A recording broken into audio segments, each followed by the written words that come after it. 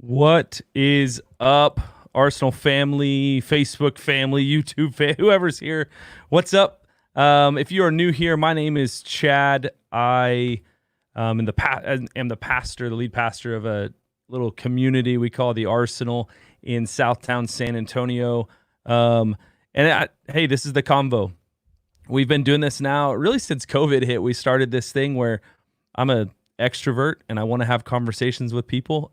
This was the only way I could do it. And so we kicked off some online conversations. We've had everybody from pastors to authors to YouTube celebrities like Leonardo Torres, which I see in the comments right now.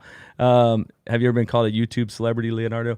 But Leonardo's kicking it off, or is killing it. And then I've had, who else have I had on? Just different people. And tonight we have a multi-talented musician, hip-hop artist, friend of mine from right here in the great city of San Antonio, Texas. Chris Conde is with us, and I am stoked to have this conversation. I think we're going to jump into some real, some candid, some raw conversation, and I think it's going to be something that is needed. Is always needed, but especially during these times, it's needed. And so we're gonna have some really good conversations. So before we get started, hit the share button, share. Let's bring people in. You can comment in any of the comment sections. I think I'm sharing this on the Arsenal Facebook page, my Facebook page, the Arsenal YouTube. So any of those spots, I can see your comments. We'll share them. If you've got questions, ask those questions. Just so you know, kind of a little background on me. Before I went into the ministry, before I pastored a church, I was in the U.S. Army. I was an interrogator in the Army. And one of the things I learned as an interrogator was practicing the art of listening. And what does that look like? And how do you listen? And what does listening actually do in a conversation? And so that's really why we do this, is to practice the art of listening and to learn what listening looks like, and how we truly love others through our listening, show others that they are loved through listening. So there's a writer, David Augsburger. He wrote that that listening is so close to being loved that for most people they can't even tell the difference. And so I think that this is what it is. It's about loving people. So here we go. Let's have some fun. Let's have a great conversation. Don't be intimidated by the incredible beards that are going to be on your screen tonight. But that is definitely something that Chris and I have in common, and we're going to have some fun with this. So hit the share button. Let people know that we are having a convo tonight. And make sure you hop in the comments, ask your questions. We'll throw them up. I talked to Chris right before we jumped on here, and we both said we're ready to do this. And, don't hold back. We're ready to rock and roll. So we're going to have some fun. So will you please welcome with me my friend, Chris Conde. What up? What's up, man? How's it going? That beard, man. Come on. Look at that. It's just so luxurious. It's luxurious. It's got a mind of its own. I was talking to a friend recently. I'm like, man, I don't remember like the last time that I don't remember life without a beard. I've had a beard since I was like in my teens. Yeah. I was like, oh, and then people started rocking beards, and I'm like, I've had a beard. Cool, welcome. Right? The one time I shaved my beard off, I got frustrated, and I've had it for 10 years, 11 years now. Yeah. I got frustrated because everybody started growing a beard. And I was at that time I worked at a motorcycle shop, and I was at this like motorcycle convention, and everybody walking around had beards. I was like, that's it. I'm shaving it. And so I shaved it off and then immediately regretted it and grew it back. So I haven't shaved it off in 5 years, much to my wife's, chagrin. She would love for me to take it off. But we were watching a show last night where a guy like trimmed his beard down. She was like, see how nice it looks when it's like trimmed short. And yeah. So I tucked it. I tucked my beard and she liked that for a little bit, but the reality is it's still there. So yeah. It's I do drag a little bit too. So like I'll do female impersonation and wear makeup and do drag and stuff. Yeah. And like I realized that like people, there's this term in makeup called contouring, and it just kind of slims your face. And the natural male contouring is a beard. Like my face is naturally like round and pudgy, but this kind of gives it a little bit of like a contour, a little bit of like more structure. I'm just trying to be contoured. Yeah. I love it. Awesome. We were actually, now that I think about it, we were actually watching Queer Eye last night. Is what we were watching when they were doing that. Yeah, I have a hard time watching Queer. Queer Eye is so hard for me because it's just like I'm not prepared to cry today, so I can't watch this show. Maddie laughs at me so much. She's like, "You cry every time." I'm like, I haven't posted them. I've shot videos of myself. Like there was one time Maddie was gone. I'm sitting on the couch watching it, and I shot a video, and I was like, "Dang you, Queer Eye every time," and I'm like crying. Awesome. I love it. I don't cry though. I water my beard. That's what I say. Yes. I water my beard, man. Don't worry about it. That's it. I just water it. Man, it's been a minute. We honestly, we had a conversation that we recorded for our church. How long ago was that? Almost 2 years ago? Year and a half ago? Oh, almost 2 years ago, I want to say. That was a while ago. And we only we cut it and I never got a full video. And it was funny. It was supposed to be like a 10 or 15 minute conversation, and it ended up being like an hour. I talk, man. I'm a talker. No, I think at the end I was like, did we just become best friends? Yeah. No, for sure. Oh man, I've loved getting to know you, and I feel like at times, like the last time we talked like you called. We talked for like an hour and a half, almost 2 hours. And I love our conversations. And so tonight I want to jump into this. I want to have some conversations. I didn't do something before. I'll talk about it in a little bit, but I want to talk about this. So I didn't script anything or didn't write questions down because I think we just have conversation. We're just going to do that. But Leonardo just said in the post, he said, wait, I thought we were best friends.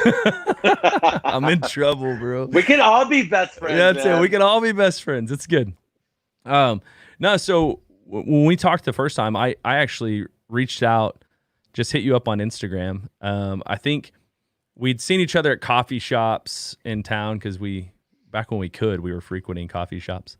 Yeah. And I'd see you at coffee shops, and I was doing this series on listening at the church, and I was like, man, who is somebody that I don't know that is different than me, that has a story that I could listen to? And I just reached out to you and was like, hey, Chris, can we, would you be down to talk? And you totally, surprised me graciously. Like, just, you were like, yeah, let's do it.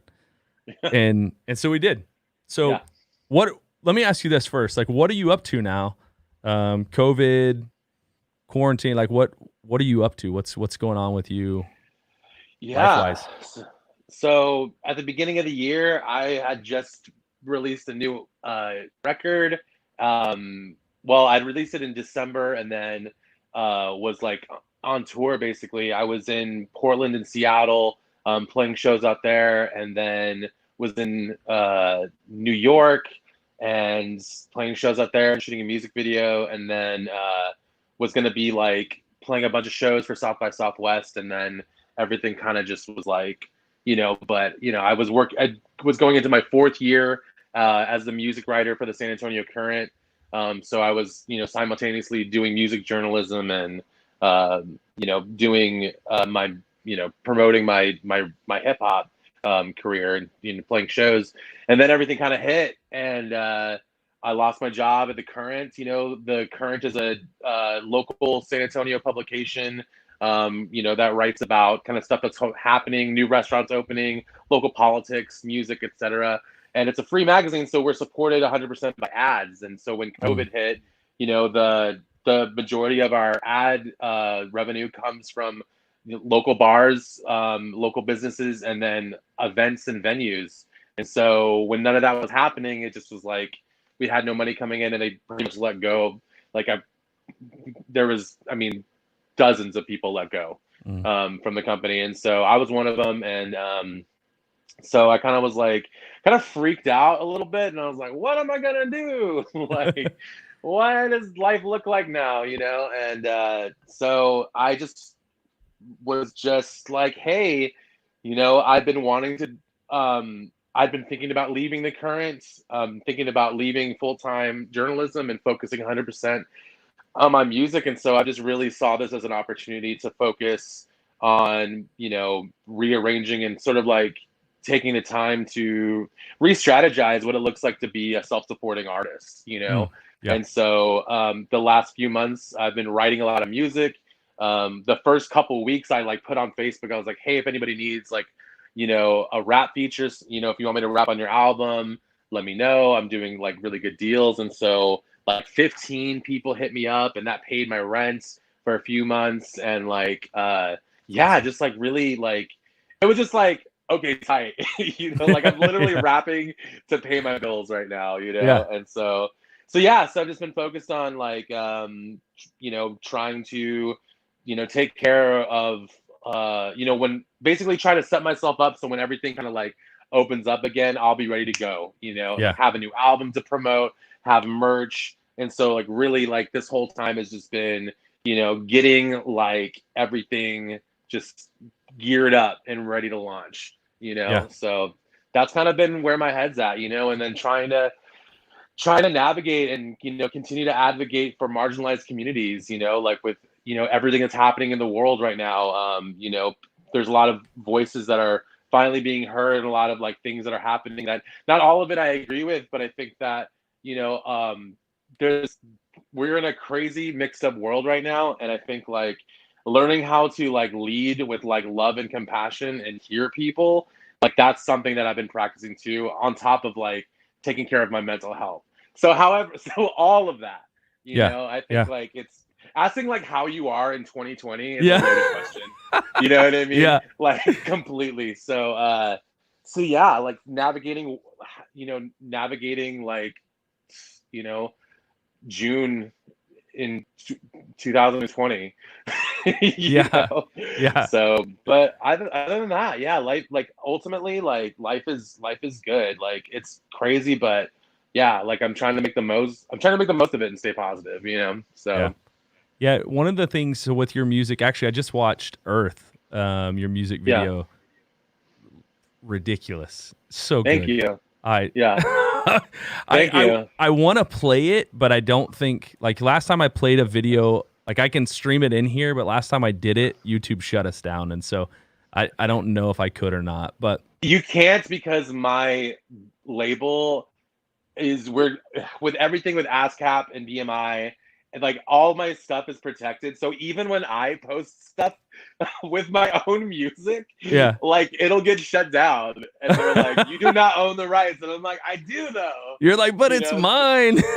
Yeah, completely. So like, yeah, it's just, I mean, ultimately it's to protect me, but I mean, like, I'm like, nobody knows who I am, you know? So I'm like, Oh, come I don't on. understand why. Well, you know what I mean? Like, I'm still pretty up and coming, but I'd rather like someone try and steal my music, you know, like Yeah, steal it. right. Like people know about it. But thank you. I'll share it. I'll put it in the comments. That way we can, it's so good. Let me see. Actually, I'm just going to click on it, not to play on here, but I'm going to get the link for it. Copy. I'm just going to throw the link. I wrote that song like literally in the woods. Like I was in the woods, like writing it. And that's why there's so many references to like trees and leaves. I'm like, we're the trees, we're the leaves and the roots. Like, yeah. All right. I just linked it. There you go. So I threw the link in all the comments. So check it out. It's cool. Phenomenal. I was blown away by it. I was just listening to it and reading through lyrics and stuff, and it's good, man. Let's just like one of the things we're gonna hop into and talk about. Monty's like already watching it.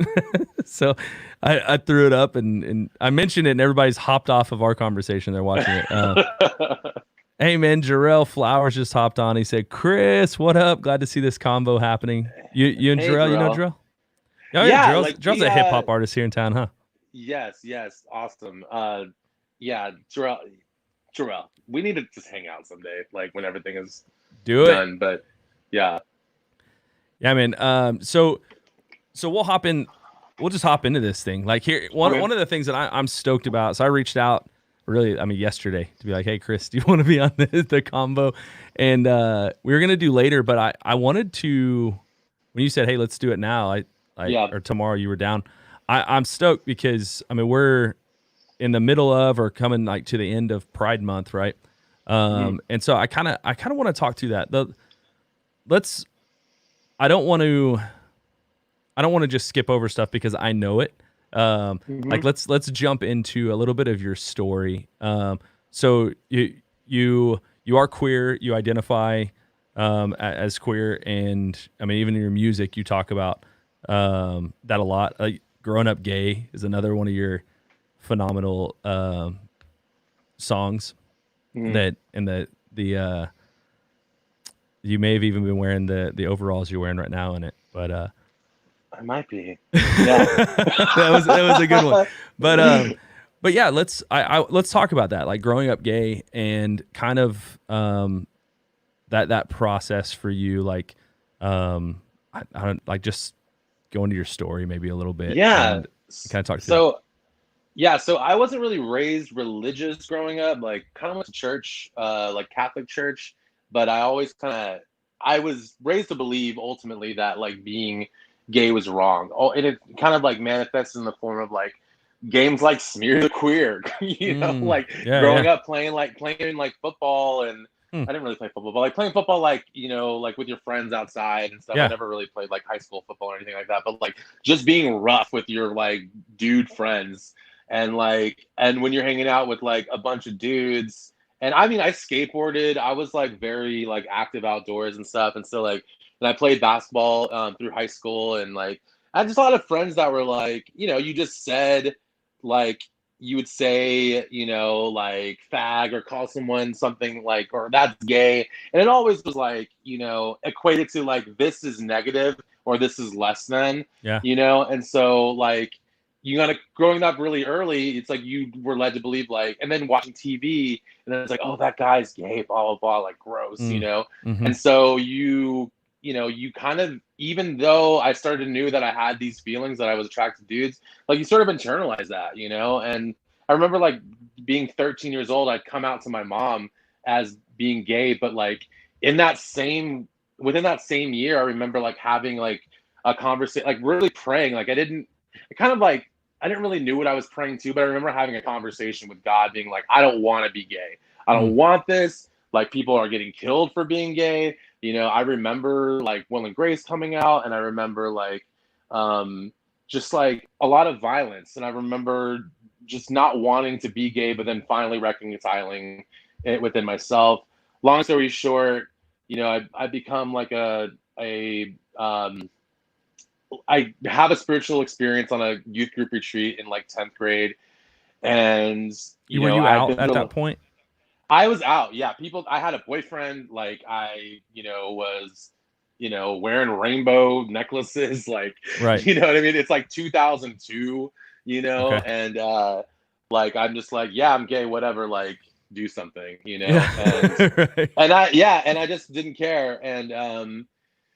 And then like I had a spiritual experience on a youth retreat, and my life changed, and I became a Christian. And somehow, with all that, nobody told me you can't be gay, but I internalized it because I was like, well, like it's in the Bible, right? And I just internalized everything, and it was like I can't be gay anymore. And I tried to like be a good straight person for like a few years, got involved in a church that turned out to be a cult, but I was like, a worship leader there, and I was like leading services, and was in the process of becoming like a youth pastor type situation. And then I realized that this thing it wasn't even like the church. Like I had really amazing experiences with Christian people, but like this particular church was just they just turned into a cult. Yeah. I realized it was that. Like the Yeah. pastor was like, I don't have sin in my life, and like if you leave the church, you're gonna get AIDS and die. And I was like, Wow. what? Like that's Yeah. weird. Like why would you say that to me? This is very like telling that you're a cult. And Yeah. so since then, I was struggling with alcohol, and like me and my sexuality was attached to like my alcoholism. And so long story short, I basically kind of like reconciled all of it, and I got sober. And so now it's like I like have a relationship with God, and I love myself, and I'm like okay with being gay. And there's a lot I know that's a kind of a lot, kind of like a fascinating, like, well, what about this and what about this? But like, at the end of the day, like I just learned how to like be okay with myself, and realize that like, I can't change how I feel, and I just have to do my best to, like do what I think is right, Yeah. and at the end of the day, it's like, I'm okay. And I love that, like gay pride, and I can get into this, like gay pride. We celebrate pride because every LGBTQ identifying person goes through this process of first feeling gay shame, and going through this undoing and unlearning process of like hating ourselves for this thing. It's like if somebody asked you like being straight is wrong. I think I brought this example up last time we talked, like, Yeah. and so it's like, how normal is it for you to feel attracted to like the same sex? Like how normal is that? Like, and think about it, and for someone to be like, that's wrong and God hates you because of it. And it's like, I honestly, no one ever told me God hates me, because of that. Like I understood like God hates the sin, not the sinner. But to me, I took it a step further, and it's like, I don't think this is a sin though. You know what I mean? Like, yeah, like I see where I can miss the mark in different areas of my life, but being attracted to men is not one of them. And so when I reconciled that within myself, like I think that allowed me to have a new relationship with God, and it just like it let me just be okay with who I am. And so a lot of people go through that process of like reconciling that internalized homophobia, and then walking it out into becoming like this point of where we accept it and we love it and we love ourselves for it. Like my queerness and my gayness doesn't like envelop my entire being, but it's something that's a part of me that was like really hard to go through. And so we all celebrate it during Pride, because it's like, remember how we used to feel? Remember how people used to like, how people are still like, I mean, we just this last Monday, like 2 Mondays ago, the Supreme Court just passed a bill that said that gay people and trans people can't be fired for being gay or trans. And that was a law. That was a law. Like I still could get fired for being gay. Yeah. Like as of like 2 weeks ago. Right. Like to me, that's sort of wild, you know. And this is why we do, and this is why we celebrate Pride. That's why we talk about it. I think to help educate people, to educate allies, and you know, it's part of the reason why I wanted to talk to you too, because I think there's a lot of people who don't completely understand, and that's okay. You know, like I am, you know, like 100% okay. Like if you don't agree with it, it's fine. I can still be your friend. You know, like Yeah, right. But so yeah, that's essentially like, you know, yeah. That's all. I know I gave you like a fucking like huge like sandwich with like a side of fries and like dessert. No, it's perfect. You No, know? you're good. You're good.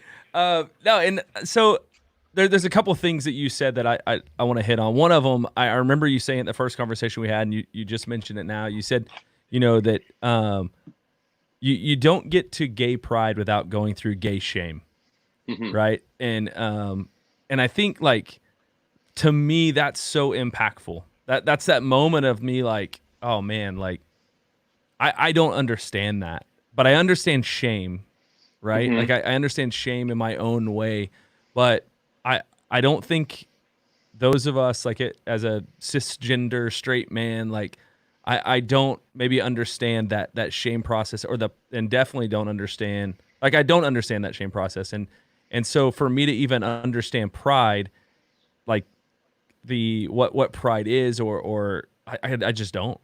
And so what I've tried to do is educate myself, and like have conversations. Like, I think we talked about this one time. I asked you, I think the first time we talked, I asked you to like, hey, what's LGBTQ? And you're like, well, you can Google that. and which is so true. Like you can like Google it, like do your own research. And I actually want to show something real quick. I'm going to share something just so for those of you that are on right now, I'm going to share with you. So this is my own personal reading material on, and this is specific, right? These are books on LGBTQ and the church. And it's, and I'm going to tell you this, like just from my perspective, when this became a conversation, I'm a pastor. So this is a conversation that has come up more than once for me. And so I had my ideas of what, like I grew up in a Pentecostal evangelical church, like most of my life. I went to Bible college in that same denomination. And my wife will tell you, like, she's honestly been a huge part of like just my journey and kind of guiding me through this. Right. So these books that I've just put up, reading materials on LGBTQ in the church, these are books that I've personally purchased and I have copies of that I've gone through that I've tried to read. I have some of them actually in front of me, but I wanted to put these up, and they actually run the gamut. If I'm being honest, in the church world, if you're looking at it from a theology perspective, like the one that like has like wrecked me is Changing Our Mind, the book by David Gushee. He takes a the Christian's like process, looks at the Bible and takes a stance of it's changing our mind. So he takes this stance of full affirmation, fully affirming as a pastor and as a Christian, and that book has been instrumental in my process of kind of walking through this. And I mean I've told Chris and for those of you that don't know, like I'm still on my own journey. What do I do? Like where do I stand with this as a pastor? And what has really like changed my life is like relationships, like friends that I have that are LGBTQ that I get to have these conversations with. And so Changing Our Mind's a great one. God and the Gay Christian, Matthew Vines is a big voice within the church in the LGBTQ community. He's a gay man who wrote this book. Torn, Justin Lee also is a gay man that wrote that book, and it's an incredible book. There's two books on here by Preston Sprinkle, both on the corners here, Living in a Gray World and People to Be Loved. I love his statement here. It's people to be loved, like why homosexuality is not just an issue, but it's people to be loved. And that's a statement that I've used more than once when I talk about this, especially within the church. Ken Wilson's a pastor. He wrote the book, A Letter to My Congregation, where he transitioned to a place where he is fully affirming in his church and in his denomination. It was a big deal. That's a great book. Bad Theology Kills. Kevin Garcia is a gay man that actually just finished his theology degree. He pastors at a church. That one's fire. I really like Kevin. Chris? Kevin would be somebody I think you could connect with. That is just, he's phenomenal. I think you'd love him. Yeah. And then Jackie Hill Perry, Gay Girl, Good God. That's also from a different perspective. She grew up with same-sex attractions. I think was in a gay relationship for a while. Now is straight, married, or is married to a man. I don't know how that. I honestly I bought that and haven't read it yet. But she is married to a man, and so I don't know what her process on that is. But I just want to throw those up. Like I think this is a conversation, just like I'm doing right now, like my unlearning process with like racial tension in this church. I mean, in this country, and racial injustice and stuff like I'm unlearning a lot there. I think this is a topic that we need to unlearn a lot of in the church as well. And so just wanted to put that out. That's some of the books that I've been studying and reading because I want to know. Like, I don't want to just make a decision and be like, that's it, and literally just cut off like an entire people group. And so I'm not cool with that. I can't do it. I love people too much. And so anyway, if you want that, I'll share the picture. But I just want to throw that out there and let people know. Like, I do think this is something that you need to jump into and learn on your own. Like, I'm glad Chris is here and can have this conversation, but it's also not on him to educate the world on what LGBTQ is. And so, yeah, and if people have questions specifically, like for me, and like even like during or after the stream, like I'm like more than happy to like answer any questions. I think that the human, like as humans, part of like our journey is being able to, and part of like our purpose, I think, is to be able to share our experiences and our resources to help, further our process and to help, make our lives better. Like I'm never gonna completely understand what it's like to be, a Black female. So I need to hear those voices. I'm never gonna understand what it's like to be, like a trans Native American person. So I need to hear those voices. And I think like, right now, I think it's awesome. I think that we're having the conversations, and I think the conversations are, definitely needed, especially right now. Like there's a lot of just, there's a lot of static in the air and on social media, and a lot of people are just yelling, and a lot of people are not listening, and there's a lot of ego, and there's a lot of people who are hurt. So I can like empathize with that. I know what it's like to feel helpless and to feel and just want to yell and be angry and be like, this is, not good. This is messed up. Like we need to see change.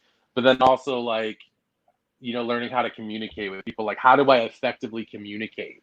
Because like yelling at someone and telling them that they're wrong, when someone tells me like what to do or how to live my life, I'm just like, no, sorry, stop. But that's everybody. Right. Nobody likes being told what to do, especially if you're yelling at it, or especially if like you're ganging up and there's like a mob mentality. It's like, no, like we need to like pull each other aside and have conversations like in real life or like on FaceTime and be like, hey, you said this or did this, and I saw that you posted this maybe on Facebook, and I just want to understand like where are you coming from with that like what led you to post that? And I think like we'll start to see like that all of us are hurt people trying to navigate a mixed up crazy world, and that we'll be able to see and be able to just understand. And I think that will let all of us become more vulnerable, so that there can be some sort of solution, or there can be like an even playing field. Like, oh, I get where you're coming from. Yeah, absolutely. I think I saw a couple questions on here I want to throw up. Rob Clark, who is a good buddy, he's actually on staff here at the church. But he said, I feel like there's so much to learn here. I followed the rules fairly well, but still struggle with my own self-worth. He said, what did that internal dialogue look like for you, Chris? I think in the process of like in the church and kind of walking through that, you're struggling. Like you said, like people didn't tell you like you were going to hell because you were gay. You're like, well, it's in the Bible. So like, what do I do with that? So like that self-dialogue of like not knowing the answer. Yeah. I think it's like talking to a lot of people and talking to gay people, talking to not gay people, making sure you're talking to a lot of people, and then like listening and talking to God. Like I spent a long time like really like praying and trying to figure out like how to navigate. And I was scared. I was really scared to be like, what does this look like for me now? And how do I live? And like, yeah, that self-worth, because they say, it's really easy to be like, hate the sin, not the sinner. But if like the sin is so closely attached to like this part of my identity, it's really hard to be like, yeah, hate the sin, not the sinner. You know what I mean? And that's like something, and I don't really think people really say that anymore. I feel like that's like a 1990s like American program. It's church definitely still stuff. it's definitely still a phrase A that is thing. used. It's not Okay. something, and I'll tell you, I've said it from the stage before. Like it's not a phrase that I like. I think it's because we're attaching what somebody does to their identity, and Right. and that like I don't believe that's the gospel. And Yeah. so, I think a lot of people do, especially queer identifying people, struggle with that. So, but I think like my journey, I've continued on this path of healing and asking God for continuous healing. And it's been a long journey. And so, was it Rob? Rob, I just encourage you to, I feel like I'm like on a like telethon, like Rob, I just you are encourage you encourage him, do it. Come on. to buy this prayer blanket and to hold on to it and make sure you donate to the building fund. No, I'm just kidding. I really just encourage you to just like to keep asking these questions and to keep like seeking answers, because I think if you continue to do that, like you will find like no matter what anyone's going through, whether it's like reconciling like identity in general, like within in this world and in yourself, like if you are seeking healing, like and asking God for healing, you will find it. Sometimes it'll come in the crazy ways. It could come from like this conversation. It could come from a book, but I think like continuing to ask the questions and to continue to ask and believe that healing is possible, because like I've been on a like a long journey of healing, and it has manifested in all kinds of it manifested in me getting sober. Eventually I was addicted to meth and alcohol for a long time, and I just got 6 years of sobriety earlier I thought it this was month. 6 years. Come on. Yeah, thank you. Let's go. That's amazing. Yeah, and I've been on this continued journey, and so I would just say I just encourage you to keep asking the questions and to take care of yourself. And like I don't know if you struggle with like ideas of self-harm or anything like that, but if you are struggling with that or in a negative space, like just continue to ask for help and to ask and realize that you are worth the healing that like God has for you. You are worth the healing, and you are worth a life that is worth living, and that is true for every single person that's struggling with anything, any identity issue, any, like, like ultimately, like I think these conversations are about being able to like become whole people and to help other people who are hurting to become whole people as well, So good. So I know you, I mean, you're active in the recovery community here in town, and then you're active in the LGBTQ community as well. And I do want to, I think we brushed over this, but I like just to put like get it out there and like put everybody, let them know, like you identify as what, as far as like I know like you identify as queer, like you put that on your music. I can see your behind you the merman that has your tattoo on its belly. Oh yeah, that's you, right? Yeah, that's me. A friend did that for me. That's awesome. So like all of it, like identify, as I know it runs a gamut, right? Like it runs a gamut, Yeah. like I'm mostly attracted to men. I'm attracted to like a small, like it's very rare that I'm attracted to women, but I'm also attracted to some women. I identify mostly as male, but sometimes I identify as female. But so like it would be like bisexual, bigender. But instead of having to go into all of it, and if anybody on the street like was like, "What do you identify as?" or like, "What's up?" I'd be like, "I'm queer." And like a lot of queer people, most people aren't all 100% straight or all 100% gay. you know, like, and gender, I think, is a fluid thing as well, you know, because like, and to me, like, at the end of the day, none of it matters. Like it really, I think it's important for visibility, and I think it's important to like say these things are valid, but at the same time, for myself, like, I believe that I'm more worried about how I treat people, you know, rather than like people understanding if I'm gay or not. You know, like, I think the new normal is going to look like none of that matters. Like, we don't need, like, you know, the LGBTQ plus whatever. Eventually we'll get to a point where I'm just Chris and you're just Chad. Yeah. You know? Yeah. And like, you're not a cisgender straight white man and I'm not a queer identifying, you know, Mexican person.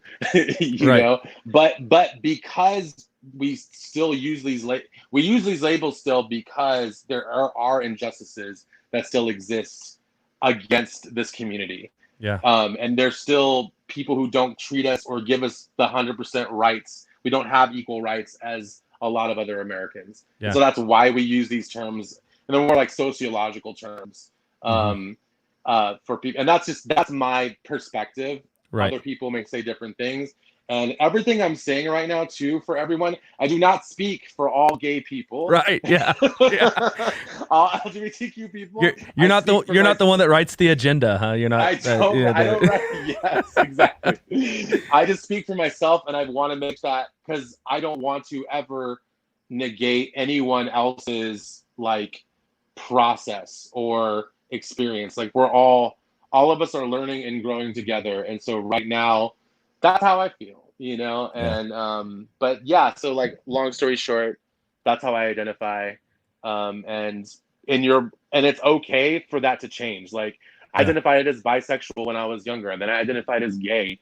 And for a quick second, I identified as trans. And then, you know, and it's like, you know, and then more and more, I've just been less in touch with having to try and figure it out. You know what I mean? And I'm more and I'm less in touch with like, these things that I'm more curious now than I am like suffering to figure it out, you know? And it's more just now like, okay, like, what do I do today? Like, how do I show up today for other people? You know, like, how do I be the best version of myself today?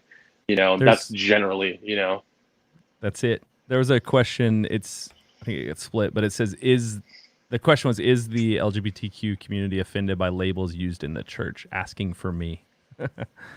No, like, if you want to say, I mean, I think it's important to ask what people's pronouns are. That way you make sure that you don't misgender them if you're writing about them or talking about them. And to just listen to people. Like, if they want to if they're like, hi, yeah, like, identify as they, them, don't say that dude. You say like them, or just say their name, you know, and like, really, how hard is that? You know, like, if people want to be asked, you know, like, you know, so yeah. So long story short, no, like, I don't think LGBTQ people are offended by labels. No, like, I think you can say, like, I think you can reference us, you know, say like, the LGBTQ, if you're speaking about, I think the best way and the easiest way, and this is how I write about it too, when I'm writing about all the LGBTQ community, I say LGBTQ identifying people. You know, I don't say gay people, I don't say bi people, I don't say trans people or lesbians. Like, if I'm speaking about an entire community, I just say LGBTQ identifying people. Yeah. So that's what I do. And I think that's what I've kind of try to like transition my language into, where I use those terms. And I mean, I do think, like, one of the things that I've heard in the church that, and I mean, not even just in the church, it's in conversations that I've had too with people, especially when like LGBTQ comes up, right? It's like, there's this like joke that's kind of thrown where it's like LGBTQ IZAP, like, you know, like A, B, C, D, E, F, G, and it's this like, oh, you know, the alphabet thing. It's like, no, that, like, to me, now maybe not to you, but to me, I'm offended by that. I'm like, no, like, like, let's, like, that's not it. Like, I mean, joking around with other friends, like, like, I said that joke, For sure. because like sometimes it's like, okay, like I'm just like, I'm discovering, I didn't know, I haven't always known about like what two-spirit is, where two-spirit is a Native American term Yeah. that for Native American people who identify as 100% male and that's 100% female. Like, Was that on the was that on an Instagram thing that you saw this week? I don't know. I saw? But It was an Instagram, like, what do they call them? Carousel of like, yeah, mainly like, I think it was like mainly the trans community, but in different. yeah. So yeah, Like, it's like a version of like version trans, of, it's a yeah. version of, yeah, it's all these different, it's a version of like non-binary, which Yeah, there you go. binary means two, Yeah. which most people identify as male and then female. Right. And so a lot of people identify as that. And then there's a whole bunch of other stuff that people are like identifying as. Right. And I think it's important to acknowledge these people because they are human. Yeah, that's it. I mean, I think that's it. Like, and I like Preston Sprinkle, the guy who wrote a couple books. Like, I don't necessarily agree with him on a lot of his findings and what he stands for, but I do agree with him on like the LGBTQ community. Or LGBTQ is not an issue to be solved, but it's people to be loved. Like that, these are identifying. It's just an identifier for people. Like, let's humanize people and have that conversation. Exactly. Yeah. Like, just like, like black person or white person or brown female. Like, it's just like, I don't mean anything by it. I'm just identifying you as it. Right. You know what I mean? Yeah. And the community will continually, like educate, and so I think. Sorry. Yeah.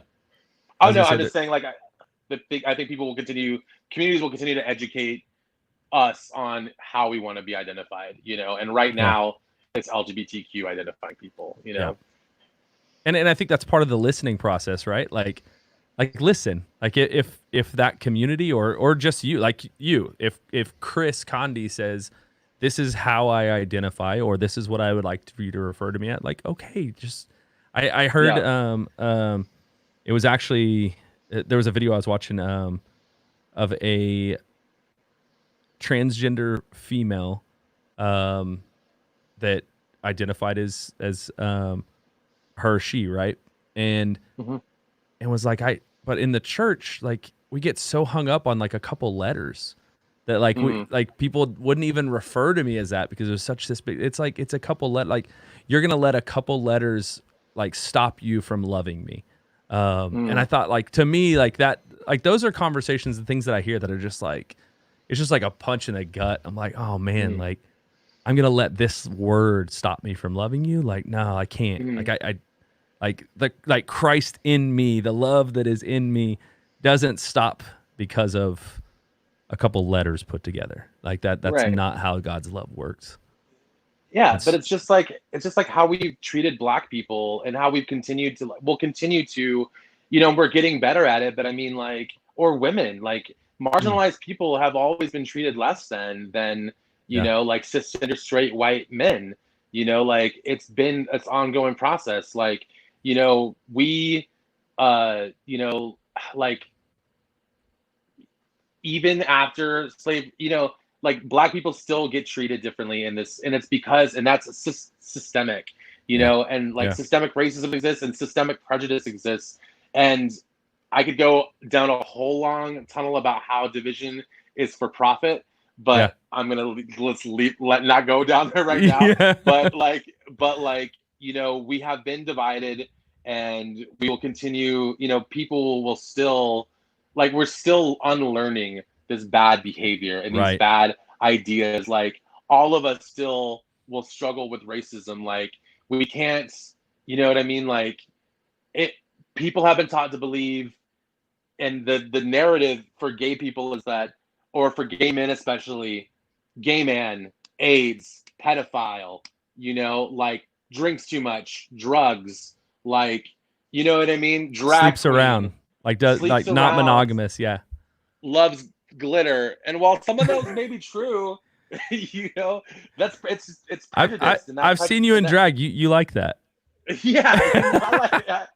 Yeah, but like, but to say that like I would hurt like a child, or that I would be, you know what I mean, like associated with that, or associated with like mental illness. Yeah. It's like that's such a demeaning, and like that's just not the case, and it's just not true, you know. And so, and the only way that prejudice like that it just becomes eradicated is by having conversations, and it's by education. Yeah. You know, like until people, like I've had so many people over the years that I was their gay friend, you know, like, right, yeah, you know, or I've had people, like I was in a metal band like 10 years ago, and, you know, people couldn't believe that I was gay. They're like, how do you scream like that? As if like, is it, you know, like, yeah. And I talked to other people in that, like one of my good friends, Brian Cook, he's in this band called Russian Circles. And we're having this conversation a couple years ago. And he's like, yeah, like people have asked me, like joking around, like, how do you play bass with a limp wrist? And I'm like, that's kind of funny, really messed up. But like, it's that kind of thing, you know, that it's just like, you know, there still is a, whoa, like, you know, you're gay and you like scream and you like, or you're gay and you know, like do manly things, because like being gay is very womanly, you know. And it's like, you know, and like, and they say that, and that goes into like that comes into a whole misogynistic thing, you know, like, oh, being gay is less than, because being gay means like you're a woman because we don't treat women as equals. You know, like go ahead and preach. Go ahead. You know, like it all comes back to systemic patriarchy, and like, you know, all this stuff has been designed to keep the people that are in power. And I know that's kind of getting off target, but that's kind of where it all comes back to. So we've learned this stuff growing up from the people that learned it from the people that they grew up with, and so on and so forth, you know. And it's like, where did it all come from, and where did it all start? And at the end of the day, so like we could talk about that forever, but the only way that we can fix it is by leaning in with love and like compassionate. Like I have written on my like door frame in my bed, compassionate forward movement. And it's like, what does that look like? Right. That means like listening to people. That means like not trying to force somebody to understand my perspective, even if I think my perspective is 100% right, you know, like loving people no matter where they are. There's people who still, I mean, like people still treat me differently for all different sorts of things, right? You know. And like recently, this past week, like like I kind of just been in the middle of people trying to cancel me for like some stupid stuff, and like and I was super upset because I feel like I've just really done a lot to advocate for LGBTQ people in San Antonio, but like it also like made me stop, and I'm just like, okay, like instead of reacting to this, like let me hear where these people are coming from, and like how can I learn and listen and do better, you know. And it's like, even though I was really hurt and upset and being like, who the hell do you think you are? Don't you know that I've like started the first gay radio show in San Antonio? Don't you know that I started like these platforms for LGBTQ people in 2013 when you were still in middle school? Don't you know that? Right. And it's like, none of that matters because people are upset. And it's like, how do I learn from it? How do I move forward? And that's the best that we can do, especially in these times. And I think if we continue to like not lead with our own egos, but lead with love and compassion, then we can hear each other and learn to rebuild. Because right now we're undergoing, like, the United States is going under some serious, massive spiritual surgery and like mental surgery. And a lot of things are bleeding right now. And we're like, no, the lungs need work. No, okay. Like, we need to fix the heart too. And while we're in here, let's get out these bad intestines, you know? And so there's just a lot happening. And I think it's like, we just have to continue just to like keep listening, to keep having conversations, and to stop yelling, and to like talk beyond just comments on a Facebook post. Like we can't the revolution will not be fixed in the comments of my Facebook posts. That's good. That's so true. I put a comment up, but let me put up her word vomit that she said she put up. But that's so much to ask, but basically I've been guilty of putting people in boxes based on labels I've given or that I give, because let's face it, when we identify with a group, we're attempting to share something about ourselves, such as our beliefs, norms, expectations, etc. But it seems like it's more the intersectionality that captures even a fraction of who or what we are identifying with. And yes, it can still change. Anywho, I've really had to work at not settling for uncertainty. There's a lot there. That is a word vomit, Anna. Yeah. Yeah, no, and I think that like the best we can do is just continuing to acknowledge. I think it's like, like every day, like checking in with ourselves and checking in with like, I liked how she said it though. She said, sorry for the word vomit.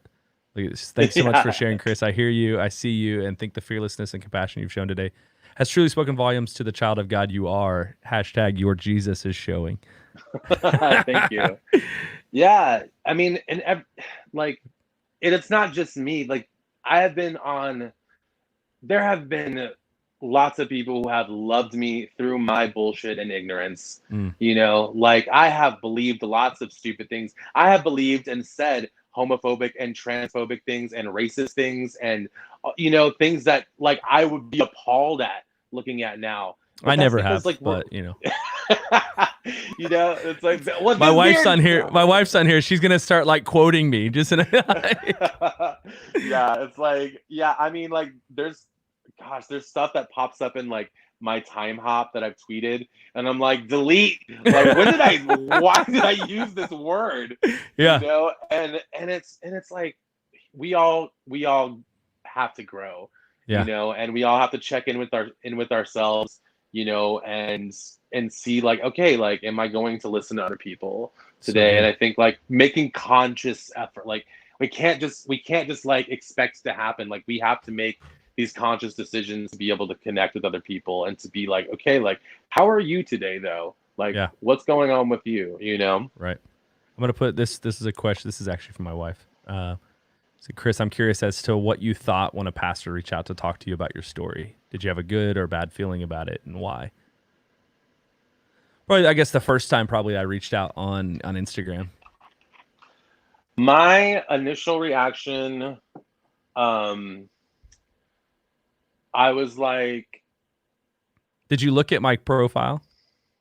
I did look at your profile, and I was like, I think I know this dude, or I've seen, or where do I know this guy from? Yeah. And then I was like, oh yeah, I talked to this guy at like Rosella. And but I think like when I think, okay, my initial reaction was like, am I going to be tokenized and used to like prove a point that does not agree with my perspective? You know what I mean? Is this like, am I safe here? Like, and then I like started to like, and then I just kind of like got your vibe, and I was like, all right, yeah, no, that's not the vibe at all, and I was like, okay. Gotcha.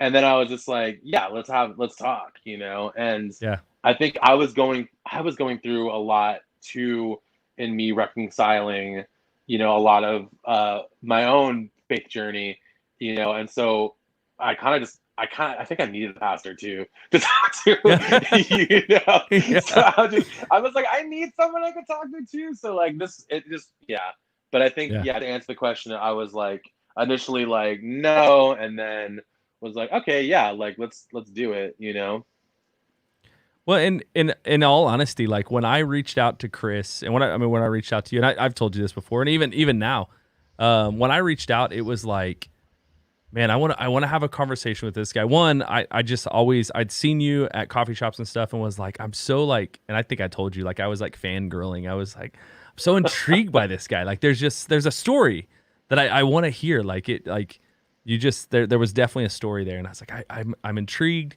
And then there was like, even now, like there's posts that you'll put on Instagram that I'm like they're shocking, they're jarring to me. Like, like still, like I'm like, what is Chris wearing? Like, what is going on? And I wanted to ask, like, are they jarring on purpose, or is it just, or do you even think that, or is it just like, this is me and here you go, or like what do you think? Because I mean, in 100%, like being real, because that's just how I'm trying to shoot this. Like even like tonight, I'm like, all right, we're gonna have this conversation. do I tag him on Instagram? What are people gonna say when I tag Chris Yeah. Conde on Instagram? Yeah. And I love you and I love your stuff and I like, but that's a thought process that runs through my mind and I'm like, nah, like I'm tagging him because I like Yeah, this is our tag me, of course. conversation and this is part of it and so Yeah. like just being real that I'm unabashedly 100% human, and just because I posted on Instagram, it's weird because like sometimes like I don't 100% agree with this. Like I'll post like sometimes like demonic or satanic imagery, and that doesn't mean that I'm just like down for the devil and down for like you know what I mean? I yeah acknowledged all okay, so like my philosophy is that God gave us free will to do good and to do evil. And my art is a representation of that. It's that I have the capacity to do evil and to do good. And ultimately, I want to do good, but there is this like I have like there's a lot of like sexual and it's never to be like I'm never like trying to like get people to lust after me. Anything that I have that's like with me like like I'm pretty naked on a lot of my Instagram posts. which has some positive connotation to it because I think the body positivity there is like a whole to me I've struggled with weight and with like body imagery and you know there's a technical term for this but I you know I kind of got to a point where I just like I love myself and this is where I'm at right now. This is me right now and I love myself. Instagram, boom. Yeah, you know what I mean? Like Anna's calling me out. She said, "What is that you say, Chad, at the Arsenal? It's more important that nothing have to be hidden, or that nothing be hidden." Which I do. I like one of the things I say is like it's more important at the Arsenal that nothing have to be hidden than that anything ever gets fixed. And in the sharing of your struggles, you're loved more, not loved less. And so and I think on this journey, Chris takes me at my word on that one. So like there is stuff that I post on my Instagram where I'm like, you know, I was talking to a friend recently, like my live show is like I come out and it's very heavy and then like halfway through I like strip down to like pretty much nothing. Like I mean my you know like genitals aren't exposed or anything, but like I have like my butt out and like I'm wearing boots and I'm like rapping real fast, but I'm like taking you on this journey of like heaviness and like you know just jarring dysfunction and like you know like I don't know just like this inner struggle and then it turns into like learning how to love yourself and like learning to accept love from community and other people and God and then learning how to like come together as a community and put it out and like in the process of that I'm like you know revealing myself and like you know showing like it's basically like there's a line in one of my songs that's like I want to stand naked before you show my weakness so that all of my scars will be your teachers. You know, like everything that I've gone through and like the struggles and the mistakes that I've made, like I don't believe necessarily in mistakes anymore. I believe in just collecting data because the decisions that I've made in my life so far, I did with the best knowledge that I had. Because I don't think that I'm inherently a bad person. I think I have the capacity to do good and evil. But the decisions that I've made were what I did with the best knowledge that I had about myself in the situation. So what helps me, because I struggle with like beating myself up for stuff sometimes, and I think a lot of people do, like the best way I can look at it is just like, I'm just collecting data. And so, you know, right now, I may not post photos. I mean, maybe I'll grow out of that. Posting photos of myself naked, you know, or like using like dark, demonic or satanic imagery in things, or you know, but like it all is for a purpose. It's not just like, you know, it's art, and I think sometimes, not necessarily you, but I think people can like, you know, see it as just like, well, what are you saying here, you know, or like, but it's all for a reason, you know, and it's all for a purpose and. But yeah, I'm like not afraid of being tagged in anything or being associated with, you know, like unless you're like, I don't know, like really hurting people, like, you know, unless you're like an abusive person, a serial killer, whatever, Like, I don't care about being, you know what I mean? Like, I Yeah. don't care about being tagged in your things. So, Yeah. Marty said but slash tag hashtag slay all day. slay out there. Yes. And I said, yes, do your best till you do your best till you know better, then do better. Yeah, Which, that's it. That's really it. yeah. Like we're all. I think that we all have to give ourselves and other people the benefit of the doubt and realize that a lot of people are trying to do, like, not everyone's a troll. You know what I Yeah. mean? Like, Yeah. I think the majority of people actually are trying to do what's best for themselves and for their communities or family.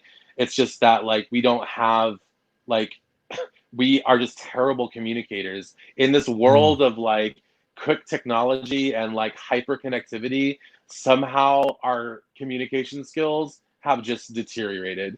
Absolutely. Yeah, because absolutely. it takes like calming your ego to actually communicate, and no one wants to do that right now. And it's not No. because it's not fun. No one likes to look in. No one wants to be wrong.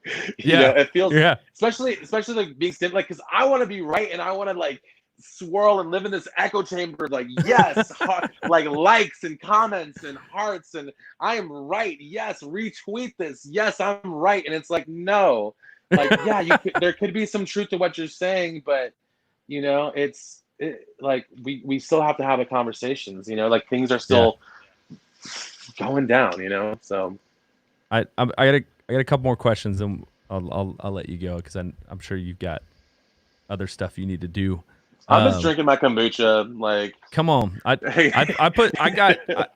made some pour over coffee before I got here and was like, nice. I'm getting into this thing. Yes. I am gonna say this because I see her posting on here, and I know that my wife just recently followed you on Instagram, and I just want to put this on record that I followed you first. We started having conversations first. She's gonna try and be your best friend, and that's not okay. Like, we've got history, and you guys don't. So I can already see it happening, and I'm trying to put a stop to it. But oh my god, I do want to ask you about, like, so we've talked a little bit about your spiritual journey, and we've had some conversations. But where would you say, do you have a spiritual journey? Do you have I guess we all have spiritual journeys, but do you have, like, I don't know, like, what would you say if I say, hey, I'm a Christian pastor. Like, I believe, this is what I believe. I believe in God and in Jesus and all that. Like, where would you fall on that spectrum, or what would you say, or what would you identify as anything, spirituality wise? Like, what, and you don't have to. Like, I guess, I mean, like, I don't identify as a traditional Hey, Jose said to shake that drink though, Chris. It's caked up at the bottom. I know, like, I've been trying to, like, mix. See, like, I try and mix it up, but then, like, yeah. Thank you, JM. Yeah, I appreciate that. Be like, dude, get your booch mixed in. So yeah, I don't identify. I told you she's trying. Go ahead. She is trying. So yeah, like, when I got sober, I have, like, I really did a one time believe that, like, Jesus is God, and, like, God and the Holy Spirit, and, like, all of it is real. And I still think that all of it is real in some degree. I just have stopped trying to figure out what it all looks like and what it all means, because I was struggling just to not die, right? Like, when I first got sober, I was just like, I don't really know what I believe. All I know is that right now I'm literally dying. Like, I literally cannot stop putting poison in my body. I was 160 pounds. I wasn't eating. I was just doing meth all day. And, like, so I didn't really care what it was. And so I just know that I started praying to something, and I started praying beyond, like, my understanding of God at that moment, because at that moment, what I believed wasn't 100% working for me yet. And so now I've kind of come to a point, like, 6 years later, where I acknowledge all the spiritual experiences I had. Like when I first like became a Christian, like I was in a I was like in a worship setting. I was in a youth group retreat. Just imagine like just an average youth group retreat. People Yeah. having fun, running around crazy. There's worship time. People are like singing.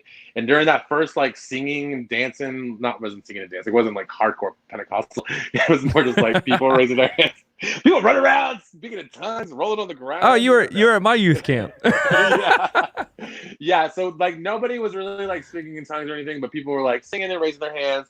And I was just like, this is totally like what? I felt like left out. Like I was like, this is not me, but I want to be a part of something like this. And I remember walking out and I sat down on the couch and then this like energy hit me and I knew it was God.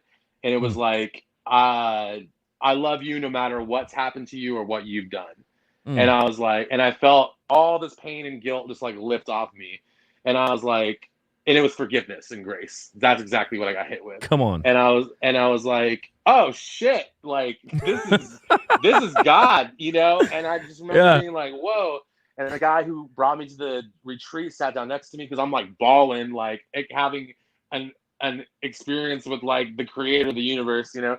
And so I'm like sitting down next to my friends, and he's like, you know, and he's like, dude, like it's awesome, blah, blah. And then I was like, but I'm gay. I don't know what's going on here. And he, you know, he then shared some really private experiences about how his like, you know, experience, like, you know, he had gay experiences, you know, and he's like, God, he's like, doesn't really matter. Just, you know, like you have a relationship with God now. That's all that matters. And so like, you know, I've taken all these experiences that I've had throughout my life, and I believe that they were real, and I still believe them. But today, like, I work with, so part of being sober, I help other people get sober. I take them through the steps. And part of the steps is like like step 2 is like, came to believe that a power greater than yourself can restore you to sanity. Because we've been doing the same thing over and over again, expecting a different result, right? We've been trying to like control drinking, you know, only smoking weed, only doing meth, whatever, you know. We end up just drinking again, right? And it's not working. And so expect that a power greater than ourselves can restore us to sanity, can restore us to being sober. And then step 3 is turning your will and your life over to the care of a higher power that you understand. And it's saying that a higher power that you understand, ultimately, like it doesn't say Jesus, it doesn't say like Buddhism, it doesn't say anything. It's just saying a higher power. And to me, like, I don't believe necessarily that I have to say, Jesus, come into my heart, or say, you know, a certain prayer or anything. I believe that people can just make that choice and be like, hey, higher power, whatever the fuck it is. Sorry, I'm cussing a lot. I'm just passionate right now because this is like this is my truth, you know? Yeah. Like whatever you are out there, like come into my life and make me whole. And like make me whole again, you know? And then you go through this process of like becoming whole, and like you know, you ask for, you like you basically do this inventory where you learn like a lot of bad things you do, character defects, and then you basically ask God to take away those character defects so you can learn how to live better. Because as alcoholics, we learn all this bad behavior, and most people in general learn a lot of bad behavior. And then you go back in your life and you apologize. Well, you make right the wrongs that you've done. It's basically repentance. Like the 12 steps is like coming into a relationship with God, repenting, and then teaching other people how to do the same thing. Yeah, and so evangelizing, we would call that. Yeah. And so like and what's cool is like people just hit me up. Like I go into, you know, like when I am in AA meetings, like, and there's a new person there, like, I don't know where I'm at and I hate being here. And I'm like, yes. I'll like be like, hey, what's up? Looks like life sucks right now. That's great. Let me tell you how you can be better, you know? And like, and I just share my experience, you know? And so I know it's like a very winded answer, but I feel like it's necessary to be able to like articulate my perspective, because I think that we get so focused on I think we get so focused on like a label for something or a Mm-hmm. name. And it's like, I don't think that Jesus or God or any of, like, I don't think Jesus cares that you say his name. I just believe that it's how we treat people. You know what Mm. I mean? And I think that it's about how, like, we learn how to be better people, and we learn how to, I don't know, like, my idea of like God today is that, like, I have this relationship with this, like, the best way I can describe it is like I have a relationship with this benevolent energy that exists beyond time and space that cares about us, that I'm able to engage and cares about me and everybody. And that is Mm. open and willing to care about anybody else that it engages. Because to me, like, putting a label or making it like a czar of the heavens, or like making it a person, to me, I'm just like, that's like so limiting in a way. And like, Mm. I think it's helpful for some people to see it as Jesus and as a person, and I think that's Yeah. great. And like, wherever you're at with it, I think is super valid. Like, do whatever helps you and helps you, like, just love yourself and love other people. But like, I think I got too my whole life I was obsessed with what it looked like and what it sounded like. Like, I was such a Pharisee when I was I memorized all these different Bible verses. I was like trying to be a straight person. I was trying to do all these different things right, and I lost the message in all of it. And I realized Mm. that, like, God just wanted to see me healed. Like, Mm. he just wanted to see me healed and whole and to help Yeah. other people, and like, Yeah. that's all that matters. It Come doesn't on. matter. Like, none, like, I don't know. Like, we're just people and we just have to help each other, and like, man, I don't know why I'm crying, God. But like, Because you're it's just real. like, and I've put myself through so much hurt. I put through a lot of people through so much hurt. And like, I think every human being struggle with, like, we all, I think, essentially really want to do what's right. And I think, like, the only thing that we can do is to help other people, and to me, like, it's been, it looks like really like being involved in recovery, and helping people. Like, I'm usually not out and about like telling people to like get into relationships with God. And if that Yeah. comes up, cool. You know what I mean? Because I just think it's weird. Like, I don't want to evangelize really, but I think there's a thing in the 12 steps called, it's attraction rather than promotion. Like, I'd rather my life be attractive to people and people question, like, well, how do you do this? And it's like, well, I'm actually in the 12 steps, and like, I do believe in like God. That's the best Right. word I have for it. Yeah. Like, I didn't invent that word, but there is something beyond time and space that exists that I am able to interact with that is really cool and loves me, and I experience joy from it. And Mm. like, and that is the infinite source of joy. That is like, God is my infinite source of joy and sustains me, and that is my source of, like, that's how I stay serene. That's how I stay okay with not having to put a drink inside me. Like, that's where my healing comes from. But Yeah. that's, so I know that was a super long answer, but like, I had to give you, and I want to give people like the context, because I don't think it's necessarily wrong to say, it's Jesus, but I definitely don't believe that. Don't believe that you have to say it either. Like, I think it's just like, it's about the journey, not no, like, it's about the journey, not like having to know what the street is. You know what I mean? What Mm. is the street called? Is it called Yeah. Christianity? Is it? Oh, I don't know. Like, Yeah. all I know is that I'm trying to move forward and like become whole, and so I can Yeah. help other people. Yeah. And that's been my experience. Yeah. No, and I mean, people are resonating with it a lot. I saw Leonardo on here said love it. He liked this part where he said God, higher power, whatever the F you are. LOL. King's K. Have you heard of King's Kaleidoscope? Someone was telling me, I might have been you, I probably but did. yeah. So there's a song they have called Prayer, or the Prayer or Prayer. Like there's a song called Prayer that you gotta check out. I think you dig it. King's K got in some trouble for it because Christians don't like cuss words, and he drops the or we pretend we don't, right? he drops the F-bomb in the song, but it's fire. Listen to it. King's Kaleidoscope Prayer. Cool. Yeah, check it out. But I like this too.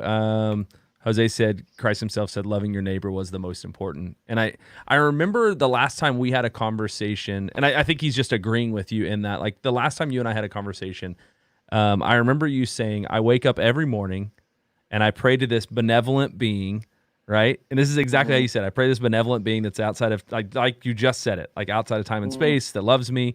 I pray and say something along the lines of like, hey, help me to love somebody today, or show them that they're loved today. Like it was just, and I think my reaction to you was like, that's the most Christian thing I've ever heard. Like you're like, that's the most like godly Jesus thing like that I've ever heard. That's just like, that's what we do. Like Christ himself said, like, love your neighbor as yourself. Like that, here is your commandment. Love God, love people. Like go do that. And you'll be, and I agree. Like I don't think, and I grew up in a faith and in a kind of thought process and theology that thought like, oh, we need to admit we're a sinner. We need to believe in Christ. We need to confess our sins. We have to like say this specific prayer, right? This like the sinner's prayer, they call it. And like that's not even in the Bible. Like literally Jesus says like, just believe on me and you are saved. Like, and I think belief is just like you said, like I believe, like I believe there's like a God who is my source, that is my source of joy, that like, all right, I believe. And I don't even know what I believe yet. Like, cause how am I ever, like even on a Sunday morning, you know, we preach or we do something. How are you ever supposed to like, I believe? Well, what do you believe in? Like if like it's your first time you walked in and you're like, yeah, I believe. But in what? What do you even believe in other than like, oh, I said something and oh, I like that, or I felt that, or like I feel the Spirit, like you said, like this. I love it. Like your definition, I don't think is wrong. Thank you. There's a. I think I told you this last time we talked. There's a group called the Indigo Girls. They're amazing, like folk acoustic artists, and there's a song from my childhood that always stuck with me, and it continues to stay with me and kind of like helps like form my theology. And there's a line in a song and it says, they say, the less I seek my source for some definitive, the closer I am to find. And it's like the less like I'm trying to fit, because like I think, and I've experienced this with like a lot of people who are newly sober. They're like, how am I supposed to turn my will over to the care of something that I don't even know? Like, what is it? Yeah, people that's a big ask. Like, yeah, because people are brand new. They're like just detoxing off of drugs, and you know, and this is like from my perspective, and this can be just anybody like seeking out something. Like, how do I ask for help? Like to the air, you know, like I'm literally looking at the ceiling praying. What, you know, and the thing is, it's like I got so obsessed. And I think we get so obsessed, or, you know, people, we want to know what it is. And it's the case of it is, it's like, man, we barely use we don't use all of our brains. We don't use a huge portion of it. You know, like our understanding of reality is so limited. As just one person on this planet, it's like my perception of reality is just so vastly small. So it's like asking me to like, and the thing is, in the 12 steps, it doesn't ask you to like completely understand your higher power and then turn your will over to it. It's just like believe that it can help you. It says believe that a higher power can restore you to sanity. Like basically, do you believe that something bigger than you can help you get better? You know? And I think you can apply that to like just human beings in general. Like, do you believe that like something bigger than you can make you a better human being? Like, and it could be like a philosophy of like, can you believe anything? But I think what's cool, and what I believe, as you know, just like I believe like there's rules in nature and there's laws like gravity exists, that's a law of nature. I think spiritual principles exist too, and spiritual laws exist. Like if I'm making a decision and I'm asking to like get healing and get whole, I just have to want that. And I think that ultimately like God hears that or acknowledges it, and whatever the way God does. And like ultimately like I will start on this path of healing, or I will continue to walk that path of healing. And it's going to happen in ways that I may not completely understand, and it may happen through conversations, etc. But I think if we make that willing decision, like, to do that, like, there is a higher power that I choose to call God that will help you, you know? And like, that's what prayer, like we don't have to pray out loud. Like, we don't have to, like, you know, but I think like being like, okay, like, I don't know what to do here. Like, something out there help. Like, you know, like, I think that can be a beginning, you know? And I think what's cool is that that'll continue to perpetuate, you know? Yeah. And there's going to be times where like, I've gone through some super rough stuff, like even just being sober, you know, but I've realized that like I've gone through so much of my life and landed on my feet and have been okay and been better, that it's like, you know, like ultimately I get to a point, ultimately everything I go through, like, it makes me a better person, and I'm able to like use that experience to help other people, you know? And right. So, but Leonardo asked a good question. He said, do you see it as asking God to pull you out from the outside versus asking God to push you out from the inside? So I guess like, is God outside of you, or is God inside, like pushing who you are from inside out? Or yeah, I don't know. I don't know. I don't really know how it works, because like I think that like God exists on like exists in and out of, like, it's like omnipresent and like omnipotent and all those things. Yeah. And exists beyond time and space in our like limited understanding of like reality. So like it could probably do both, you know? And like, and I think and part of me just doesn't care. Like, there is a curious part of me that's like, how does this work?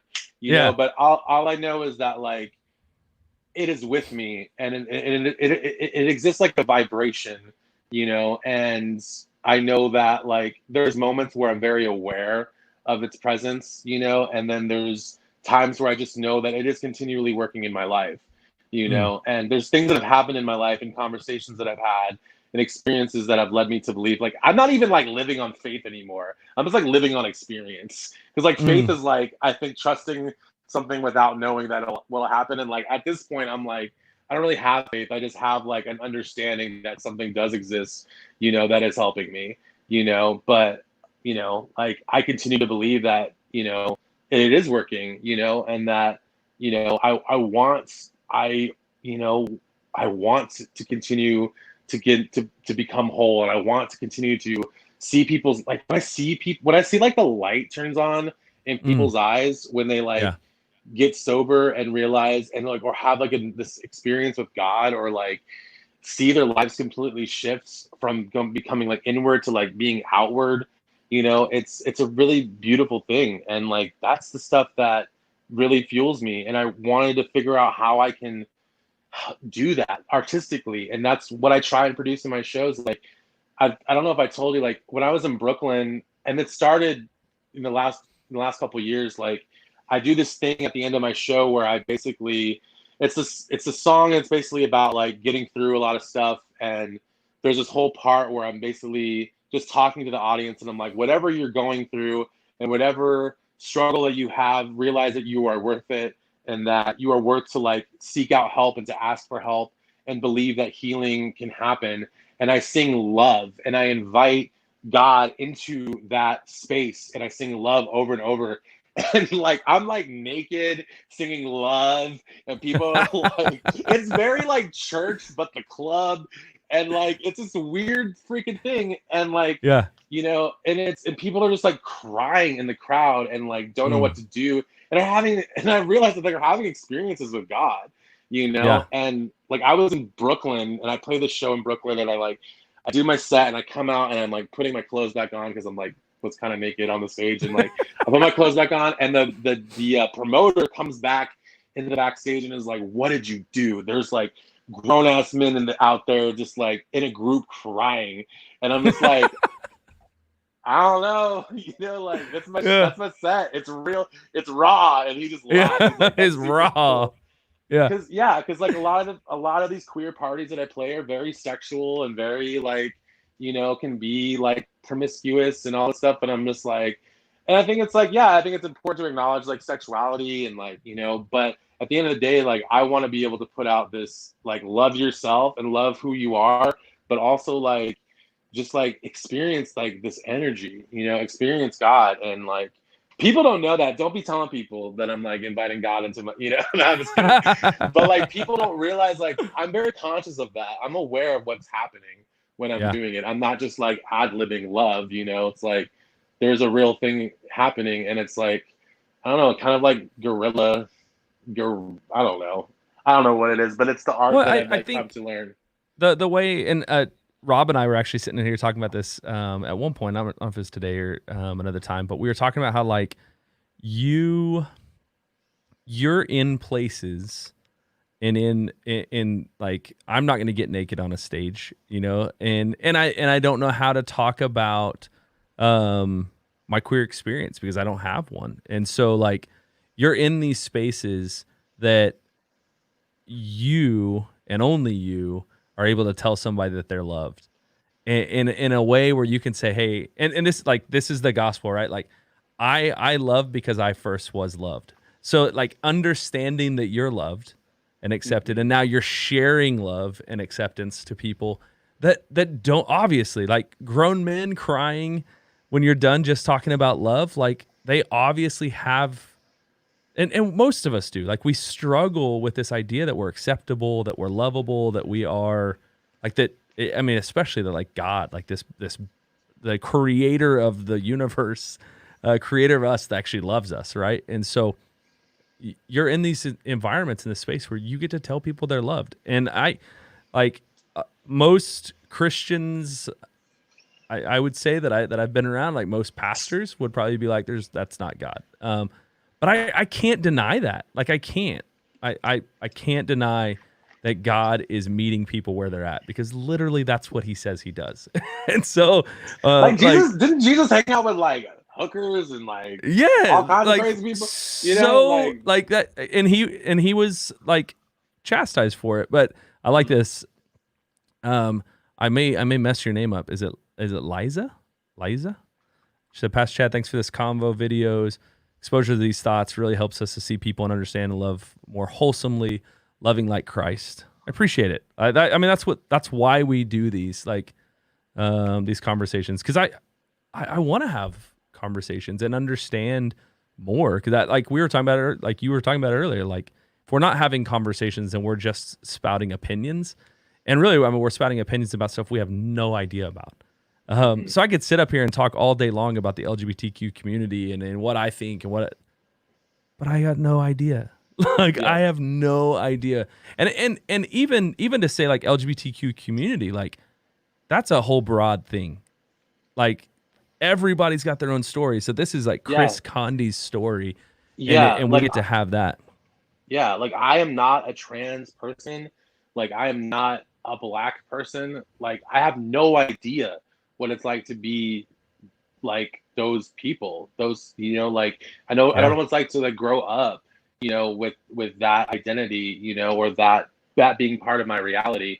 So I can't speak on it. All I know is that like I have to be able to listen to other people who are different than me, like just in general, and I think right now, like there's a frustration of like why there is uprising and why there is like all this stuff happening is because like marginalized people, especially Black people, have not been listened to, and like period, and it's like we have to continue to listen to, marginalized people, and Black people and trans people and gay people and, Muslim people and, people who we don't necessarily like that we haven't, shared a similar, upbringing, but I actually, right before I came over here, we were eating dinner at the house and we were watching Disclosure on Netflix. I don't know if you've seen it, but it's a show on Netflix that just came out. It's actually about the trans community, but it's mainly like trans like actors and actresses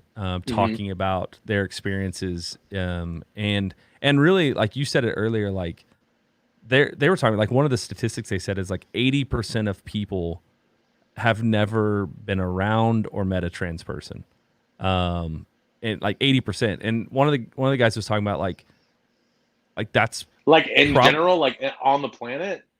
Yeah. Oh wow. Yeah, and so he even said, like one of the guys said, like that reality, that fact is probably also true about trans people, like especially those that are like coming out as trans. Like they don't have people in their family, or like it's not like it's something that they can have a conversation with somebody about typically. And so that and you said it earlier, what they're talking about in that conversation was like the depiction of transgender people in Hollywood, in shows, in movies and TV shows, like, and it a lot of times it was like, oh, I forget what it is, Silence of the Lambs. I think there's a guy in it that is trans, that is like a serial killer, right? And they're like they have, and he's not even trans, I don't think. They're call it like trans, like we would call it now a cross-dresser, I think, or like they used the term transsexual, and I don't really know. I honestly have no idea if there are any transsexual or cross-dressing identifying people or trans people. Like, I'm sorry, I don't really actually know the term for like cisgender men who like to wear women's clothes. You know what I mean? Like, I think because like sometimes there are just like dudes who want to wear dresses, and like that's just like what they do. And it's not really an identity thing. It's just like, this is just something I do, you know. Right. They don't necessarily identify as a woman or whatever, you know. But yeah, I don't really know 100% like in the storyline like exactly what they identify as. But yeah, go ahead. Yeah, so it's just an internet, like it's another show that I was like, I don't know anything about this, so I'm gonna watch this and listen. And I like that fact, like 80. And I've met, that I know of, you know, I've met one transgender person in my life in 38 years. And that, I mean, that was recently. That was like in the last year. And because I've been in environments and places where like the LGBTQ community is, and so I think that has been part of it. But it is. It's like I don't know anything about that, but I do know one of the things that wrecked me was reading statistics about, especially like transgender teens or teens that are coming out that as transgender, that say like the suicide rate for transgender teens is massive, and it like skyrockets when they come out and their family is unaccepting, like goes up in like 80+%. Totally. And to me, I'm like, okay, so I can't just say, like, I can't just be like, oh, the Bible says you're wrong, this is an abomination, like because all I'm doing is telling somebody, like, I can't walk this journey with you, and what that is leading to right now is death, and I don't see God in that. So like how, like where am I loving somebody, and what does that look like? And these are the questions I'm asking myself, especially as a pastor. Like, what am I doing? Like, how am I loving people on their journey where they're at? And even if I don't know like what to do with it, like, I don't think it's necessarily like, and I think this is true for like all LGBTQ people, like, you know, the best way that we're on our own journey, and like feeling any kind of judgment on it, or like talking us to about what we've already been thinking, the things we've already been like, you know, is this, am I gay, or like, or is this right? Especially like if we've been on a spiritual journey, like all we need is just people to hear us and to love us. You know, like saying anything, like I don't necessarily know like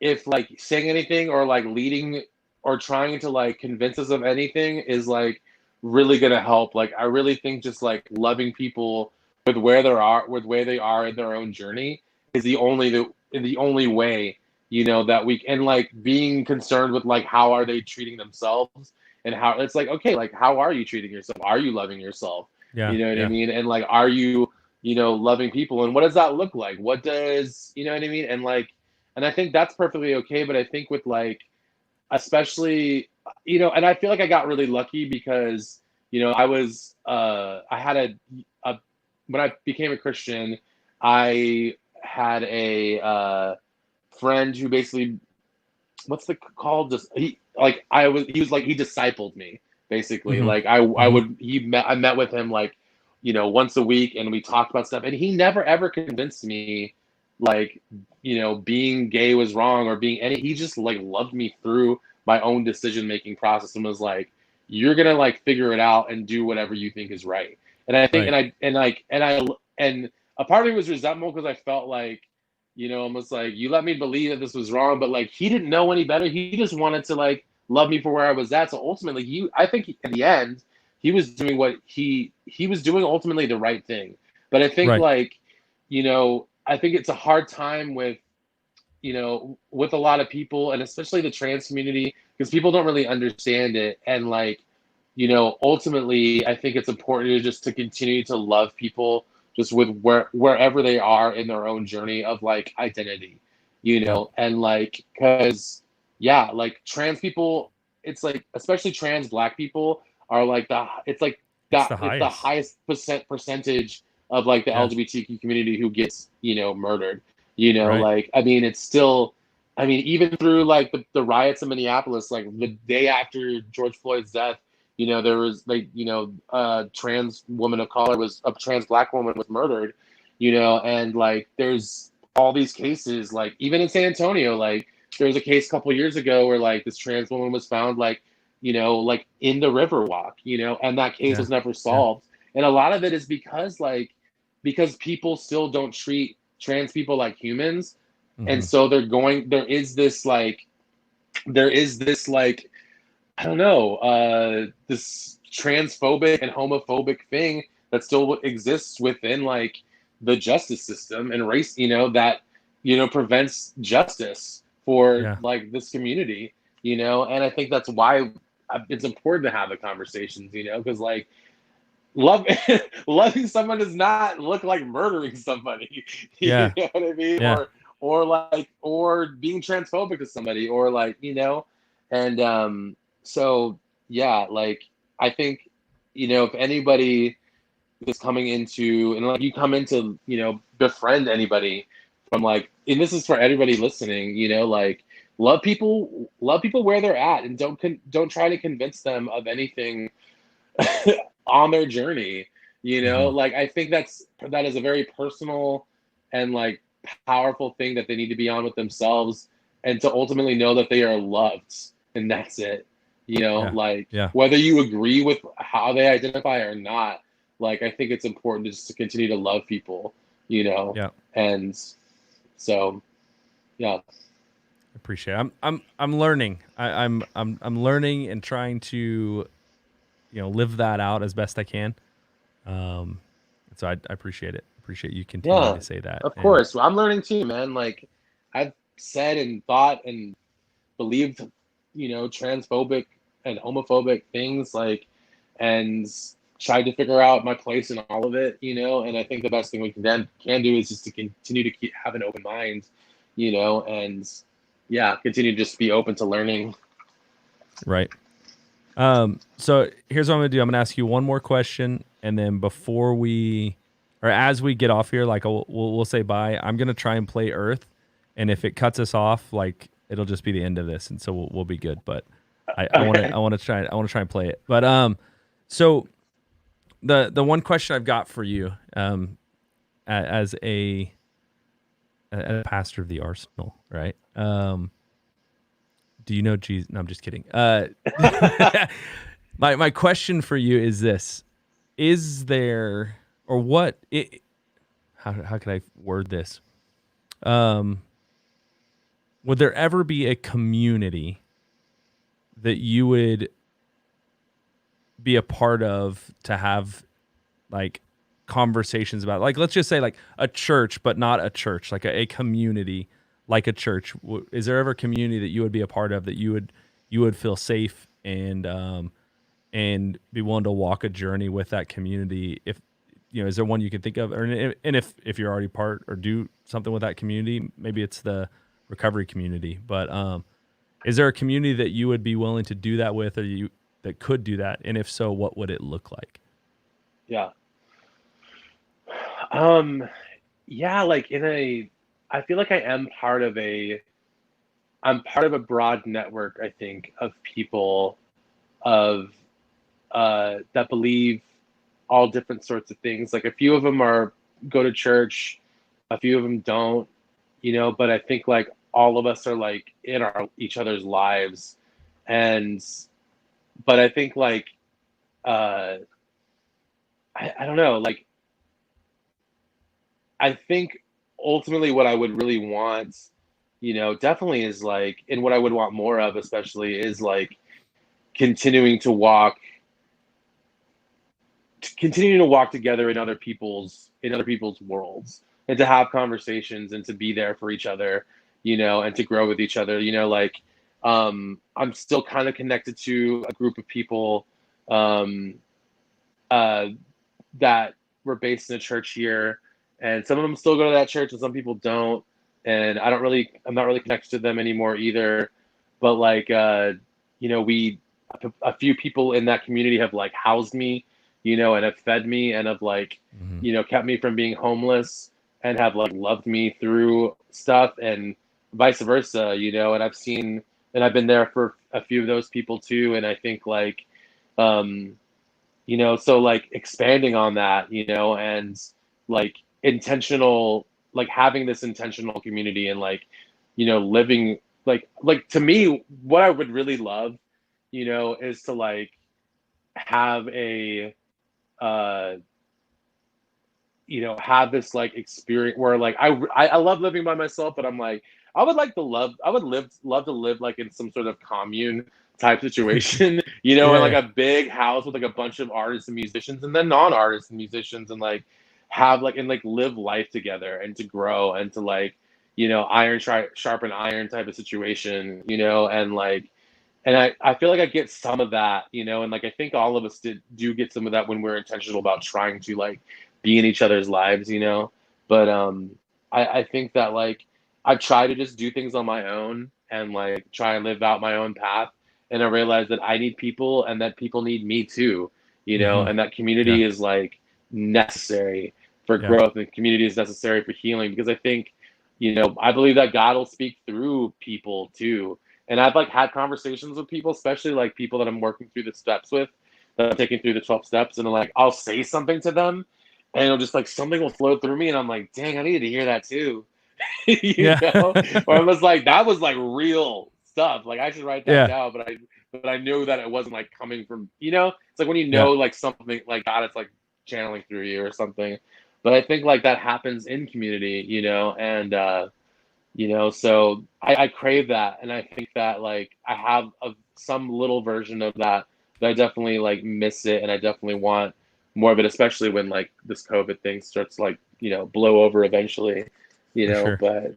but I think like you are, I think you are, I think are helping create that too, and having these conversations. And like I was grateful for talking to you the other day. Like I was really like going through it, and I like gave you a call, and I was like, yes, need to have this conversation today, and talk Right. about Yeah. stuff and figure out what I believe. And and what's cool is that we all grow together and we all struggle, and none of us are perfect. And when and whenever anyone pretends to believe that they are perfect, it's like we call that out. It's like, nah, Yeah. you ain't perfect, Yeah. man. Like, Yeah. so. But yeah, I mean, I think that's ultimately what I think it would look like. Like intentional community. I love it. Yeah. Casey said he's looking for a roommate. So Nice. yeah. Maybe, yeah. I That might. that would be a fire roommate situation, because you guys are both producers and crazy musically talented. Like I would actually love to see what kind of art comes out of that. But Yeah. I mean, in all reality, dude, I as much as you would, and I mean, you don't have to be for us to continue being friends and having these conversations, but I'd love for you to be a part of the Arsenal, and just I'd love to walk a journey like together, Yeah. for no other reason than I want to hear what you have to say, and I want to, like, I think you bring a lot to the table, and so that I want that. So either way, if it's at the Arsenal or if it's us at a coffee shop, sipping some cappuccinos and having a chat, or if we're just doing it on StreamYard over over YouTube and Facebook. But Yeah. I enjoy you, and I love the conversations we have, and Same. yeah, you challenge me in my thinking, and you challenge me in how I love people, and so, I mean, what more could you ask for from a friend? So Thanks, man. I appreciate it. Thanks for hitting me up today, man. I really enjoyed our conversation. nah, this has It's been a awesome. blast, man. I'm gonna throw up, guys. So hit Chris up, follow him, follow his music on YouTube. He's got some amazing videos, and I'm gonna try and share this. And YouTube may shut us down; they probably will. But I'm gonna try and share this, and if it shares, we'll just end this with Chris Conde's music video for Earth. Do you want to say something about this video before I play it?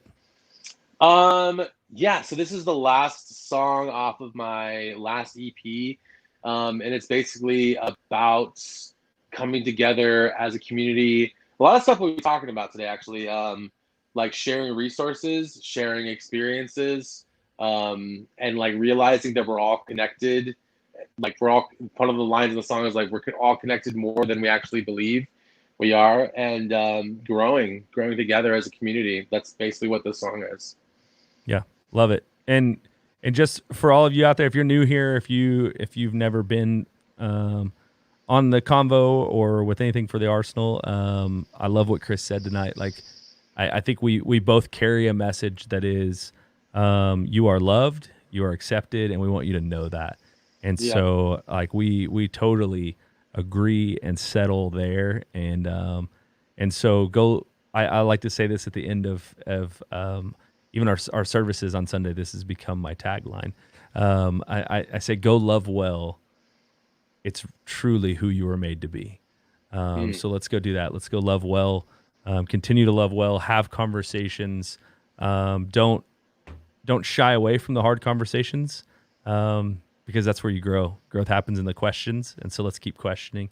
Let's keep growing, and let's keep loving people. That's what we're called to do. So, Chris, love you, man. Appreciate you. I'll hit you up, and I'm gonna share Earth right now, and you guys enjoy this music video by the one and only Chris Conde.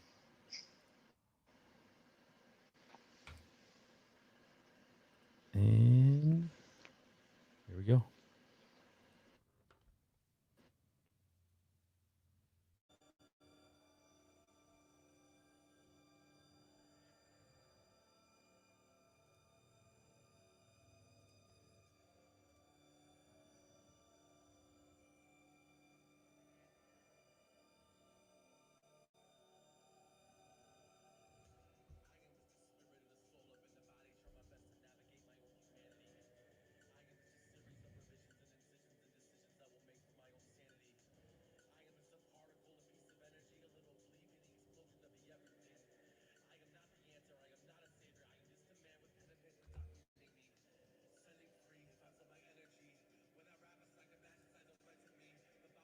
The folds of overflowing leaves, experiences in the universe from all the trees. I'm talking you and me, the beauty in the. I'm going to start it over, guys, here. Thank you guys for being with us tonight. Go share that video. I love it. I love what he did with it. I love the lyrics in it. Chris, thanks for being with us. Thank you all for hanging out. Hope it was enlightening. Hope you you learned some things, and we'll see you next week for the Convo Thursday night, 8 p.m. Love you guys. Good night.